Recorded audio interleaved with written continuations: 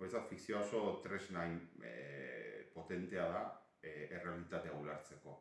Azkenean, eraman algaitu ikustera bizi ditugun gatazka asko beste ikuspuntu batetik, eta sekula imaginatuko ez genukeen irudimenaren bitartez hor sortu beste mundu bat, eta horrek aukera ematea, sekula pentsatuko ez genituzkeen ikuspegiak zabaldu, ez? Eta hori iruditzen zaigu interesgarriena azkenean, hausnarketa hori eragin, eta horrek gero errealitatean izan dezala isla bat. Guk beti esaten dugu antzeslan bat, edo ikuskizun bat egitera goazenean, ez goazela zerbait erakustera. Goaz gauzak gertatu daitezen nahi izaten dugu, ez?